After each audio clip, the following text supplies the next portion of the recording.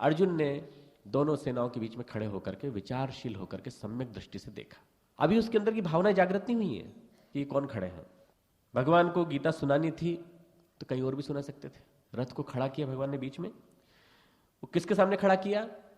भीष्म पितामह द्रोणाचार्य के सामने।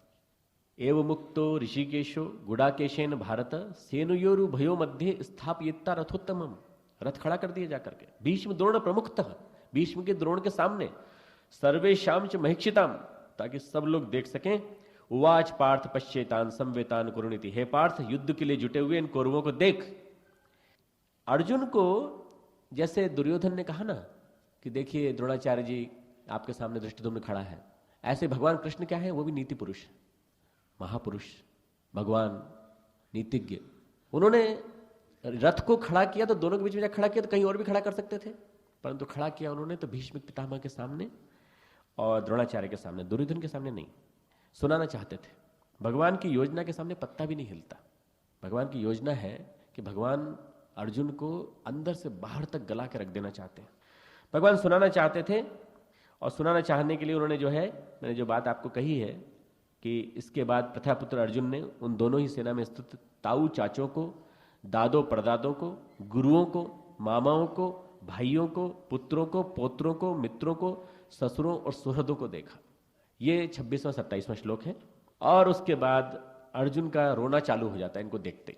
खड़ा ही किया था उनके सामने, इसीलिए उनके सामने खड़े होते ही अर्जुन को अपना बचपन याद आ गया। अर्जुन भीष्म की गोद में खेलते थे और उनको पिता पिता कहते थे, तो बोले हमें पिता नहीं, मैं पिता का पिता हूं, मैं तेरे बाप का भी बाप हूं, मैं दादा हूं, पितामह। अर्जुन भीष्म को फिर बाद में बाबा कहने लगे। बड़ी ममता से पाला था भीष्म ने। भीष्म का त्याग बहुत बड़ा है, हिमालय की तरह ऊंचा एक व्यक्तित्व उनका। वीर महारथी, सर्वस्व निछावर कर दिया उन्होंने पांडवों को, कौरवों को मिलाने के लिए, पांडवों कौरवों को पालने के लिए, परिवार के लिए सारी कुर्बानी दे दी उन्होंने। सारा जीवन संघर्ष में निकला, परंतु यादें ही रुलाते हैं। सबसे बड़ी चीज है यादें रुलाती हैं। जिस दिन हमारी यादें हमको रुलाने लगे, समझ जाइए हमारे कषाय कल्मशों के शोधन का दिन आ गया, शिष्यत्व के जागरण का दिन आ गया। अब अर्जुन को यादें रुलाने लगी। अर्जुन को कौन सी याद रुलाती है? यही बाबा थे मेरे जिनकी गोद में मैं खेला था, यही मेरे गुरु थे जिन्होंने मुझे, अंगूठा कट गया एकलव्य का परंतु मुझे धनुर्धर बनाया, ये द्रोणाचार्य थे और मैं इनसे लड़ूंगा। जब तक ये विषाद नहीं पैदा होता तब तक गीता नहीं लिखी जाती। गीता लिखने के लिए इस विषाद का पैदा होना जरूरी है। गौतम बुद्ध, आपको मालूम होगा कि सारथी ने जब दिखाया तो उसने पूछा, गौतम बुद्ध ने, बाकी कई बातें हैं परंतु ये लाइट ऑफ एशिया पुस्तक लिखी है अर्नोल्ड ने, उस किताब में एक बहुत अच्छा वर्णन आया कि उन्होंने पूछा ऐसा क्यों होता है, ये लोग रोते क्यों हैं, मृत आदमी को देख के रोते क्यों हैं, एक आदमी मरा हुआ जा रहा है, लोग रोते हुए चले जा रहे हैं। तो सारथी ने जवाब दिया कि यादें ही रुलाती हैं, बस यादें ही रुलाती हैं। ये शब्द सुनते ही उन्होंने कहा फिर ऐसी यादों को साथ रख के रोने से क्या फायदा, मोक्ष की बात क्यों नहीं सोची जाए। बस वो वहीं से उनका आत्मबोध जागृत हो गया। द्रोण ने एकलव्य का अंगूठा कटवाकर अर्जुन को महारत हासिल कराई। अश्वत्थामा को ब्रह्मास्त्र न दिलवाया, अर्जुन को दिलवाया। द्रोण की कुर्बानी देखिए, द्रोणाचार्य की कुर्बानी। विश्व का श्रेष्ठतम धनुर्धर बने अर्जुन, इसलिए उन्होंने द्रोणाचार्य जो है उन्होंने अपने सब कुछ कुर्बान कर दिया, भीष्म ने अपने सब कुछ कुर्बान कर दिया। ऐसे भीष्म ने द्रोण के सामने अर्जुन खड़ा हुआ है। अर्जुन के अंदर की विकलता, अर्जुन के अंदर की आकुलता सारी सारी निकल के बाहर हो। अगर अर्जुन विकल नहीं होता तो नर पिशाच की श्रेणी में आता। अगर इतना देखकर भी अर्जुन विकल नहीं होता तो निष्ठुर, निर्दयी और नर पिशाच कहलाता, जिसे गुरुदेव ने कहा है। नर मानव है, देव मानव बनना चाहता है, महामानव बनने की स्थिति में है, शिष्य बनने की स्थिति में है। विचारहीनता और निर्विचार दोनों एक जैसे लगते हैं। निर्विचार होना और विचारहीनता एक ही जैसी स्थिति है। एक धरातल के नीचे है परंतु एक बुद्धि के धरातल के ऊपर है। अर्जुन विचारवान है और निर्विचार होने की स्थिति में जा रहे हैं। एक विचारहीन है जो सोचता ही नहीं मेरा जीवन किस काम के लिए है। अर्जुन नर पिशाच नहीं है, नर मानव है, देव मानव बनने की स्थिति में जाने की स्थिति में खड़े हैं। अब थोड़ा और आगे चलें। वो आगे कहते हैं 29वें श्लोक में, हे कृष्ण, युद्ध क्षेत्र में डटे हुए युद्ध के अभिलाषी इन स्वजन समुदाय को देखकर मेरे अंग शिथिल हुए जा रहे हैं। सीदंतिमम गात्राणी मुखम च परिशुष्यति वेपथुश्च शरीरे में रोम हर्षश्च जायते। मेरा मुख सूखा जा रहा है, मेरे शरीर में कंपन व रोमांच हो रहा है, मेरा पसीना छूट रहा है, हाथ से गांडीव गिर रहा है, त्वचा भी बहुत जल रही है, मेरा मन भ्रमित सा हो रहा है, इसलिए मैं खड़ा रहने में भी समर्थ नहीं पा रहा हूं। हे केशव, मैं लक्षणों को विपरीत ही देखता हूं। युद्ध में स्वजन समुदाय को मारकर कल्याण भी नहीं देखता।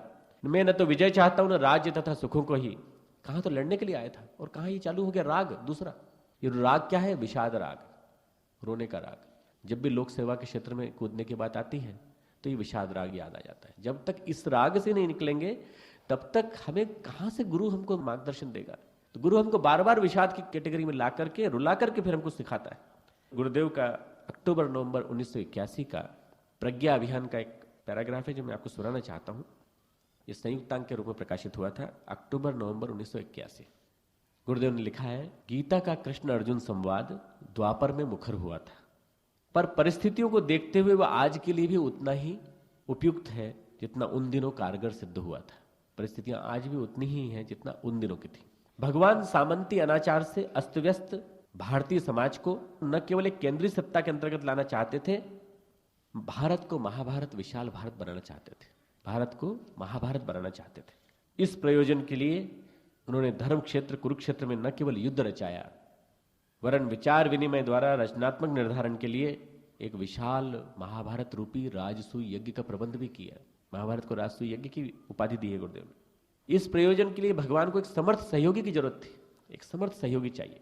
इसके लिए उनको एक ही पात्र उचित दिखा, वो था अर्जुन। उससे उन्होंने इस महान उत्तरदायित्व को वहन करने के लिए कटिबद्ध होने का आह्वान किया कि ये इतनी बड़ी जिम्मेदारी है, विषम समय है, असाधारण आपत्ति काल का समय है, तो इस जिम्मेदारी को संभाल। आगे लिखते हैं गुरुदेव, अर्जुन न तो परामर्श के साथ समाहित दूरगामी श्रेय को समझ पा रहा था और न उसके साथ जुड़ी हुई सघन आत्मीयता जन्य उपलब्धियों की परिकल्पना कर पा रहा था। संकीर्ण सीमा बंधन ही उसके दिमाग पे छाए हुए थे। इसलिए निजी एवं तात्कालिक लाभ हानि का लेखा जोखा सामने रखकर, निजी नुकसान, तात्कालिक लाभ, लेखा जोखा सामने रखकर उस महान जिम्मेदारी से इनकार कर रहा था जिसमें तात्कालिक लाभ कम तथा संदिग्ध प्रतीत हो रहा था। जिंदगी के दिन गुजारने के लिए उसे किसी प्रकार पेट भर लेने की बात के अलावा और कुछ नहीं दिखाई पड़ रहे थे। आज के औसत आदमी की समीक्षा गुरुदेव ने की। भगवान ने अर्जुन के मन की दुर्बलता को समझा और उसके तर्कों को आदर्शवादी प्रतिपादन के सहारे काटा। इस प्रसंग में सबसे वजनदार एवं प्रभाव उत्पादक बात यह निकली कि अनाचार को, अनाचारियों को भगवान ने पहले से ही मार रखा है। तू तो केवल निमित्त मात्र बन जा। अब पहले अध्याय का प्रकरण आगे बढ़ाते हैं। मेरा पसीना छूट रहा है, मन भ्रमित है, गांडीव छूट रहा है, मोह का आवेग सवाल भी दे रहा है, जवाब भी दे रहा है। कृष्ण को बोलने का मौका ही नहीं देता है अर्जुन। कभी गुरु के रूप में उसको अनुभव ही नहीं हुआ भगवान कृष्ण का। शिष्यत्व प्रकट हुआ कि नहीं? आप सगे हैं, संबंधी हैं और शिष्यत्व प्रकट हो तो गुरु की गुरुता प्रकाशित होती है। गुरु की गुरुता प्रकाशित होने के लिए शिष्यत्व का प्रकाशित होना बहुत जरूरी है। हम लोग कई बार समझते हैं कि हम लोग बहुत आत्मीय हैं, बहुत नजदीक हैं, तो नजदीक होना नहीं, बल्कि नजदीक से ज्यादा जरूरी है शिष्यत्व का अंदर से प्रकाशित होना। विषाद मन की जड़ता को तोड़ता है। ये विषाद योग जो है, पहला जो अध्याय है, ये मन की जड़ता को तोड़ने के लिए है, हम सब के लिए। जन्म जन्मांतरों के कुसंस्कारों को रगड़ रगड़ के धोता है विषाद। श्री अरविंद ने बहुत अच्छी बात कही है। कभी कभी जीवात्मा स्वयं को जागरण की स्थिति में लाने के लिए मनुष्य को विषाद की स्थिति में लाती है। भगवान की प्रेरणा से कभी कभी ऐसी विषाद की स्थिति आती है कि आपके अंदर जागरण हो, जड़ता टूटे। हमारे मेडिकल साइंस में कहा जाता है कभी कभी रो लेना अच्छा है, कभी कभी अपनी आत्महीनता, अपनी दीनता के ऊपर सोच लेना ज्यादा अच्छा है। परंतु ये अगर शिष्यत्व के जागरण में प्रकट न हो, हमारे अंदर की ग्रंथियों के खुलने में प्रकट न हो, तो फिर ये बीमारी बन जाती है। भावनात्मक उद्वेग के रूप में पैदा होने लगता है, फिर हम बीमार बन जाते हैं। बीमारी से निकल के बाहर आना है। गुरु स्वस्थ प्रसन्न मनस्थिति में ही मिलता है। विषाद की मनस्थिति में गुरु सुनता है और प्रसन्न मनस्थिति में गुरु मिल जाता है। विषाद की स्थिति में अर्जुन क्या कहता है? न मुझे विजय चाहिए, न राज्य चाहिए। 32वां श्लोक, न कांक्षे विजयम कृष्ण न च राज्यम सुखानि च किम नो राज्येन गोविंद किम भोगे जीवितेन वा। हे कृष्ण, मैं न तो विजय चाहता हूं न राज्य तथा सुखों को ही। फिर लड़ाई किस लिए करने आए थे? युद्ध करने किस लिए आए थे? अज्ञातवास के बाद भी सीखा नहीं तुमने, फिर लड़ने किसके लिए आए थे? हे गोविंद, हमें ऐसे राज्य से क्या लेना देना, ऐसे भोगों से और जीवन से भी क्या लाभ है? खुद ही तर्क दे रहा है, जब तक कृष्ण को बोलने का मौका ही नहीं दे रहा है। हमें जिनके लिए राज्य, भोग और सुखादि अभिष्ट हैं, बोलता है भगवान कृष्ण से, वे ही ये सब धन और जीवन की आशा को त्याग कर युद्ध में खड़े हैं। इनको मारकर हम क्या कर लेंगे? गुरुजन, ताऊ चाचे, लड़के, दादे, मामे, ससुर, पौत्र, साले तथा और भी संबंधी लोग हैं, हे मधुसूदन, मुझे मारने पर भी अथवा तीनों लोगों के राज्य के लिए भी इन सबको मारना नहीं चाहता। कितना बड़ी बात कह दिया इसने कि अपि त्रैलोक्य राज्यस्य हेतु हो किम नु मही कृते। तीनों लोगों का राज्य भी मुझे मिल जाए तो भी इनको मारूंगा। निर्णय भी दे दिया उसने। अर्जुन ने 35वें श्लोक में निर्णय भी दे दिया, तीनों लोगों का राज्य मुझे मिल जाए, पृथ्वी का राज्य तो दूर की बात है, भिक्षा मांगकर मैं जीवन का निर्वाह कर लूंगा, पर मैं इनको मारूंगा नहीं। यह भूल जाता है कि भिक्षा मांगकर वो जी नहीं सकता। वैरागी बनने की कोशिश कर रहा है, झूठा वैराग्य है। रामकृष्ण परमहंस ने 3 प्रकार के वैराग्य बताए हैं। एक तो है सचमुच का वैराग्य, हो गया तो हो गया, फिर कोई दिक्कत नहीं, फिर तो जीवन मुक्त स्थिति में आदमी जीता है। दूसरा मरकट वैराग्य, और तीसरा है शमशान वैराग्य। शमशान वैराग्य के बारे में पहले सुन लीजिए। शमशान वैराग्य में क्या होता है कि शमशान गए तो वहां पे सबके सब चिंतन करने लगते, क्या रखा है दुनिया में, थोड़े दिन की जिंदगी है, मर जाना है एक दिन, और फिर सबको ऐसे ही जाना है। थोड़ी देर में जिस चिता में जलने लगती है, थोड़ी देर बाद वही कोने में बैठ जाते हैं, अस्थियां एकत्र करने का समय आता है तो लगता है कि अब आपस में बातचीत की जाए, भाई कुछ मिठाई विठाई लाए हो कि नहीं, इतनी दूर से लाद करके लाए हैं, कुछ खिलाओ पिलाओ। वहीं पर बैठे हुए हैं। बंगाल में क्या होता है, रामकृष्ण परमहंस बंगाल का उदाहरण दे रहे हैं कि मिठाई बांध के साथ लेके आते हैं मुर्दे के साथ, जब वो जलता रहता है उसके बाद मिठाई विठाई वहीं खाते हैं बैठकर। आप कल्पना कीजिए, ये शमशान वैराग्य है। शमशान से बाहर निकले फिर दुनियादारी याद आ जाती है। मरकट वैराग्य में क्या है, एक उदाहरण देते थे रामकृष्ण परमहंस, बंदर बंदरिया का तमाशा।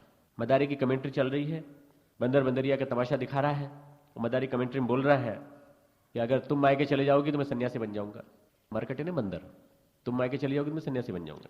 अब वो बोलते हैं कि ये सब ये बंदरिया और बंदर का नाच है, ये जो लड़ाई वड़ाई चलती छोटी मोटी, इसमें मरकट वैराग्य होता है। कलकत्ते एक बाबू का उदाहरण देते थे, पत्नी ने कड़ी बनाई, उनकी पत्नी ने, कड़ी में नमक थोड़ा कम था, लड़ गए बुरी तरह से, और उन्होंने कहा कि मैं जा रहा हूं, वैराग्य ले रहा हूं, काशी में भंडारे में सही कड़ी मिलेगी। गेरुआ पहन लिया, काशी पहुंच गए। कलकत्ते के बाबू थे क्लर्क, वहां पहुंच गए काशी। साली जी पहुंच गई, बोले जिया जी क्या भेष बना रखा है, आपके सारे कपड़े लेकर के आई हूं, कड़ी अच्छी बनी, नमक ठीक डाल दिया। चल दिए वापस, कपड़े बदल लिए, गेरुआ कपड़े उतार दिए।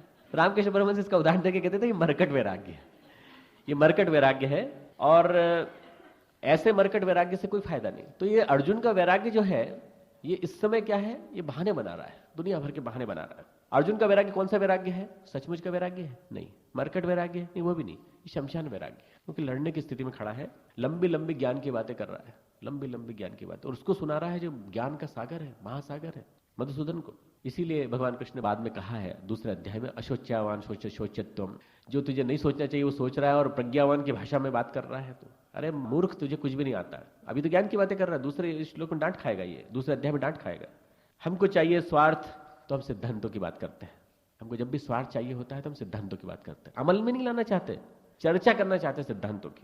हम सोचते वह जो नहीं सोचना चाहिए, बोलते वह हैं जो ज्ञानियों को बोलना चाहिए, पर हम ज्ञानी है नहीं। इस श्लोक से कुछ संदेश निकलता है जो गुरुदेव की भाषा में, हमें सिद्धांतों की बात करनी है तो जीवन में उतारिए। अब कर कहां रहे वो बात, लड़ाई के मैदान में। ऐसी स्थिति में सारे आत्मज्ञान की संभावनाएं समाप्त हो जाती हैं। तो किसी को आत्मज्ञान मिलना भी हो तो यदि वो सिद्धांतों की बात करता है और स्वार्थ के लिए करता है तो फिर वो नहीं मिलती, आत्मज्ञान की संभावना सारी समाप्त होती है, आध्यात्मिक प्रगति का पथ अवरुद्ध हो जाता है। ऐसी स्थिति में विषाद से एक शिष्यत्व पैदा होता है, विषाद की स्थिति में एक शिष्यत्व पैदा हो रहा है, एक क्रांति पैदा हो रही है। इस विषाद में से आपको देखना चाहिए एक क्रांति पैदा हो रही है। अर्जुन की व्याख्या करते हुए ज्यापाल सात्र ने बहुत अच्छी बात लिखी है। ज्यापाल सात्र जो है अस्तित्ववादी दार्शनिक हुए हैं, उन्होंने लिखा है humanity is condemned to be free. मानव जाति स्वतंत्र होने के लिए कटिबद्ध है, स्वतंत्र होना ही है, उसे मुक्त होने के लिए पैदा ही हुई है। पर अस्तित्ववादियों का जो अस्तित्ववाद है उसमें मुक्त होना भी चाहते हैं, पर छोड़ने में संकोच भी है। मानव होने का अस्तित्व कैसे छोड़े? अस्तित्ववाद के आगे बढ़ने के लिए किसकी जरूरत पड़ती है? कृष्ण की जरूरत पड़ती है, और कृष्ण उनके पास था नहीं। कृष्ण अर्जुन के पास था, कृष्ण भारत के पास था, कृष्ण हमारे पूर्व में बैठा हुआ था। कृष्ण विदेश में कहां पहुंच पाए? पश्चिम में जो कृष्ण पहुंचे हैं वो तो हरे राम हरे कृष्ण वाले कृष्ण पहुंचे। वो कृष्ण कहां पहुंच पाए जिन्होंने कि अर्जुन को वाली भाषा सिखाई? बाद में अर्जुन कहते हैं चाहे हमें धृतराष्ट्र के लड़के मारे तो भी हम नहीं लड़ेंगे। आप देखिए विषाद की पराकाष्ठा। चाहे हमें धृतराष्ट्र के लड़के जिन्होंने हमें अज्ञातवास में भेज दिया वो मारे तो भी हम नहीं लड़ेंगे। यह कहकर उसने डिसीजन भी ले लिया। और क्या कहता है, बीच में काफी बातें कहता है, कुल का नाश होता है लड़ाई होने से, और कुल धर्म नष्ट हो जाते हैं, और ऐसा होता है तो कुल में पाप भी बहुत फैल जाता है, और पाप के अधिक बढ़ जाने से वर्ण संकर जाति उत्पन्न होती है और स्त्रियां दूषित हो जाती हैं। दुनिया भर की बातें कहते कहते कहता है 45वां श्लोक, हा शोक, हम लोग बुद्धिमान होकर भी महान पाप करने को तैयार हो गए। जो युद्ध करने के लिए तैयार हुआ था, चालू किया था, सारथी बनाया था भगवान कृष्ण को, वो आदमी अर्जुन कहता है कि हे शोक की स्थिति, हम लोग महान पाप करने को तैयार हो गए। जो राज्य और सुख के लोभ से स्वजनों को मारने के लिए उद्यत हो गए हैं। कौन स्वजन है और कौन परिजन, कौन अपना है और कौन पराया, कौन पर है और कौन स्व, इसका निर्णय आप नहीं कर सकते। जो आपकी अंतरात्मा का बैरी है, जो आपका हित नहीं चाहता, आपकी आध्यात्मिक प्रगति नहीं चाहता, वो आपका बैरी है। दुर्योधन आपका बैरी है क्योंकि आपकी आध्यात्मिक प्रगति नहीं चाहता। स्वजनों की परिभाषा यहां करने में बड़ा दिक्कत में आ रहा है अर्जुन, क्योंकि अपने ज्ञान को बीच में ला रहा है। जब तक ज्ञान नहीं गलेगा, मोह नहीं गलेगा, तब तक कृष्ण उपदेश नहीं देंगे, तब तक कृष्ण शिष्यत्व तो नहीं जागृत देखते, परंतु विषाद की स्थिति में लाके खड़ा कर दिया है। आखिरी में बोलता है 46वें श्लोक में, यदि मुझ शस्त्र रहित एवं सामना न करने वाले को शस्त्र हाथ में लिए हुए धृतराष्ट्र के पुत्र रण में मार डाले तो वह मारना भी मेरे लिए अधिक कल्याणकारक होगा। निर्णय भी दे दिया अपने आप। फिर संजय बोलते हैं 47वें अध्याय में, एव मुक्त्वा अर्जुन संख्य रथोपस्थ उपाविशत विसृज्य सशरम चापम शोक संविघ्न मानस। संजय बोले, हे धृतराष्ट्र, हे राजन, रणभूमि में शोक से उद्विग्न मन वाले अर्जुन इस प्रकार कहकर बाण सहित धनुष को त्याग करके, शोक से उद्विग्न मन वाले अर्जुन इस प्रकार कहकर बाण सहित धनुष को त्याग करके गांडीव भी छोड़ दिया, बाण भी उतार दिया, रथ के पिछले भाग में बैठ गए। इसको कहते हैं पलायनवाद। बिल्कुल पलायनवाद की चरम पराकाष्ठा पे जाकर के, अब तो ये मेरे जो रिश्तेदार है मारे भी तो मारे, मेरे को कोई दिक्कत नहीं है, मैं तो लड़ने के लिए तैयार नहीं हूं। ये क्या है? पुरुषार्थी अर्जुन पलायनवादी हो गया, भावनाशील व्यक्ति मोहसंकुल हो गया। ये क्या हो गया? विचारहीनता, मोहसंकुलता, अकर्मण्यता, ये तीनों शिष्यत्व के मार्ग में बाधा है। विचारहीनता, बिना विचार कह दिया कि नहीं है तो मैं इनसे लड़ने से कोई फायदा नहीं, बिना सोचे कि किन से मोह करना चाहिए। अरे आदर्शों से मोह करना चाहिए, श्रेष्ठता से मोह करना चाहिए, नीति से और धर्म से मोह करना चाहिए, अधर्म और अनीति से नहीं करना चाहिए। गीता की व्याख्या हमने न जाने कितनी बार सुनी है, परम पूज्य गुरुदेव के परिप्रेक्ष्य में सुनेंगे तो आपको समझ में आएगा। हमको कर्मशील बनना चाहिए, अकर्मण्य नहीं बनना चाहिए। नहीं साहब, हम तो हमने छोड़ दिया, हम कोई काम नहीं करेंगे। गुरुदेव ने कहा तुम काम नहीं करोगे, तुम किसी और से करा लोगे। हम क्या करते हैं, अपना सब काम छोड़ के बैठ जाते हैं और कहते हैं हम काम नहीं करेंगे। तो क्या मिशन आगे नहीं बढ़ेगा? काम नहीं चलेगा गुरुदेव का? गुरुदेव काम चलेगा, पर आप अर्जुन बनने से आप चूक जाएंगे, श्रेय पाने से आप चूक जाएंगे। हमें अर्जुन की मनस्थिति को समझना चाहिए। इसके बाद भी कृष्ण देखते हैं कि संदेह सच्चे हैं, इसके संदेह सच्चे हैं। जो कह रहा है वेदना है, व्याकुलता है, आत्मसंताप से आत्म व्याकुलता पैदा हो रही है। अब अर्जुन का अगला कदम क्या उठेगा? अर्जुन के अगले कदम में घनिष्ठ संबंधी, सखा, मित्र कृष्ण नहीं, एक गुरु कृष्ण पैदा होगा। दूसरे अध्याय में गुरु कृष्ण पैदा होगा। यह गुरु के प्रकट होने का अंतिम लक्षण है कि आदमी अपने आत्मी के सामने अपने मन की बात सारी कह दे, अपने प्रिय के सामने, अपने सखा के सामने अपने दिल की बात कह दे कि मेरे से अब कुछ नहीं हो रहा, मैं अब धनुष क्या ही गांडीव मेरे को मिला हुआ दिव्यास्त्र में इसको छोड़ रहा हूं, मैं नहीं लड़ सकता इन लोगों से। विषाद की चरम पराकाष्ठा, गुरु के प्रकट होने का, शिष्यत्व के विकसित होने का समय है। परम पूज्य गुरुदेव ने इसी बात को अप्रैल 1982 की अखंड ज्योति में लिखा है। बड़ा मार्मिक लेख था गुरुदेव का। क्या काफिला यूं ही बिछड़ जाएगा, उसका है। आत्मसत्ता का वजन भारी, जिम्मेदारी बड़ी, सृष्टा की अपेक्षा ऊंची। बिल्कुल वही स्थिति है जो गीता में है, जो भगवान की आकांक्षा है अर्जुन से, वो आकांक्षा बता रहे हैं। आत्मसत्ता का वजन भारी, पात्रता ही बता दी, जिम्मेदारी बड़ी, सृष्टा की अपेक्षा ऊंची, समय की गरिमा अनुपम। चौथी परिस्थिति बता दी, समय की गरिमा अनुपम। इतना सब होते हुए भी ये शुद्रता कैसी? इतना सब होते हुए भी परिस्थितियां इतनी बढ़िया हैं, ऐसी शुद्रता कैसी जो अग्रदूतों की भूमिका निभाने में अवरोध बनकर अड़ गई है? ऐसी शुद्रता क्यों? गुरुदेव आगे लिखते हैं, समर्थ को असहाय बनाने वाला यह व्यामोह क्या है आखिर? एक समर्थ व्यक्ति को, कॉम्पिटेंट ताकतवान व्यक्ति को असहाय बनाने वाला व्यामोह, कंफ्यूजन क्या है? कुसंस्कार है, भवबंधन है, दुर्विचार है, या मकड़ी का जाला? कुछ समझ में नहीं आता। आगे लिखते हैं गुरुदेव, यह समय पराक्रम और पौरुष का है, यह समय पराक्रम और पौरुष का है, शौर्य और साहस का है। इस विषम बेला में युग के अर्जुनों के गांडीव क्यों हाथ से छूटते चले जा रहे हैं? उनके मुख क्यों सूख रहे हैं? पसीने क्यों छूट रहे हैं? सिद्धांतवाद क्या कथा गाथा जैसा कोई मनोरंजन है जिसकी यथार्थता परखी जाने का कोई समय नहीं आएगा। कृष्ण झुंझला पड़े थे। उसी कंटिन्यूटी में गुरुदेव लिख रहे हैं। लेखनी की, शब्दों की चयन की कुशलता देखिए। कृष्ण झुंझला पड़े थे, कथनी और करनी के मध्य इतना असाधारण व्यतिरेक, और गुस्से में आकर के बोले, अभागे, इस विषम वेला में यह कृपणता तेरे मन मस्तिष्क पर कैसे आ गई? गुरुदेव कहते हैं, अंतरिक्ष से आज का महाकाल युग के गांडीवधारियों से लगभग इसी भाषा में प्रश्न पूछता और उत्तर मांगता है। पृष्ठ 53, अखंड ज्योति, अप्रैल 1982। असाधारण समय है, आज का समय भी असाधारण समय है। हम लोगों से गुरुदेव अर्जुन के रूप में अपेक्षा लिए बैठे हैं कि हम अर्जुन बने। हमारे परम पुरुष कृष्ण के रूप में परम पूज्य गुरुदेव अवतरित हुए थे, क्या हम उसको पूरा कर पाएंगे उस अपेक्षा को?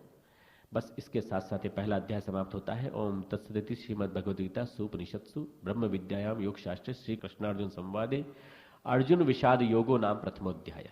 आज पहला अध्याय समाप्त किया है।